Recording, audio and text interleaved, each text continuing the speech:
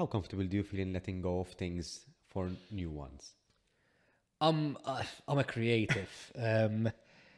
I'm the kind of person who gets excited about something, and the second you're done with it, I'm always saying, okay, so what's next? Okay. You need something. So on that front, on my end, maybe I'm too much of a dreamer sometimes. But yes, it's not easy. It's not easy to look in the mirror and say, why is it that stuff that I did 10 years ago is no longer relevant? Is no longer as cool as it was. But that's growth. I mean, it's very simple. If you look at why do we cringe when we look at some of our old photos, I mean, because the truth is they were probably cool back then, Yeah. but some of it is no longer cool. Thank God Facebook came at a time when I was past puberty. Because some of the things that I was doing pre-Facebook, when it came to hair colors and very odd fashion choices, they were very cool back then. I was turning heads, but thank God they're not living on Facebook those moments. But it would have been part of who you are as well. So Yes, because it's part of the growth. I mean, sometimes I go back and I watch some old TV shows that I did over the years, and some of it is pure cringe nowadays. even the jokes, even the jokes they say, I mean, It's even the style of editing, even I mean, nowadays, even if you look at music and you see how music is evolving, but that's it. You either say, no, this is what I do, and don't change your style of music, and you eventually start. It's the beginning of the end. The moment you decide to stay put is the beginning of the end. Or else you continue evolving. And we've had plenty of people who over the years have evolved and have figured out ways of staying relevant. I think one key word here is staying curious. Because if we lose that youthful side of ours, that sense of curiosity, that saying, this is something new came out, or even changing your phone. It's all a game. It's all playing, I mean, if you keep playing the same game, eventually, you need to adapt, and adapting is one of those things that is critical, because if you're not adapting, those around you are, those around you are evolving, And you'll be left behind. Yes, And that's the harsh truth of social media as well. So if you're not upkeeping yourself to a certain point of relevance, you're left behind. definitely.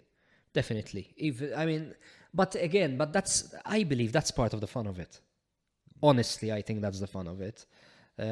I think curious again is a very, very good word to use, because by staying curious, we stay engaged. The second you disengage, doesn't work. And there's the fear of missing out then. So it's something that you might have been engaged at some point, but then you lose interest. But at the same time, you feel, I'm missing out on this. That doesn't. Well, I'll be lying if I say I don't get FOMO from time to time when it comes to things. But then again, it's about knowing yourself. I also know when to say, you know what, I know I'm missing out on this, but now this is a moment where I need to step back, where I need to rest. If I need to rest. So did I have plans or ideas or a whole list of things I needed to do over the Christmas break? Of course I did. I did none of them, and there's no regret about that. True. My spare bedroom, which I was planning to actually organize and whatever, is still a mess. Big deal. At the moment, yes, does it mean that it needs to stay like that forever? I'm still frustrated every time I look at it, but then that's where the rest comes in. That's where you need to understand to say, you know what, I'm going to take a step back and give myself me time. Prioritizing as well. So it's good to prioritize what's important to you Definitely. at that moment in time, because you might think that there are some things that are important, but I think your body will tell you what it is. No, I think we are subscribing across the board, not just people who work in my industry. I think we're subscribing to too much of a fast lifestyle. Yeah. At the same time, it is what it is. It is what it is. So just saying, this is too fast, I'm going to slow down, is not an option. understanding how to make it work for you, or understanding which battles to literally fight is I think critical as well. And I'm very lucky because here there's a great team of people. So even on a professional level, when it comes to issues that we're trying to address or whatever, everyone has his own battle, everyone has his own departments and whatever, and then we literally decide we divide and conquer, if you know what I mean. And that's what's great. So you do have a support system here. Totally.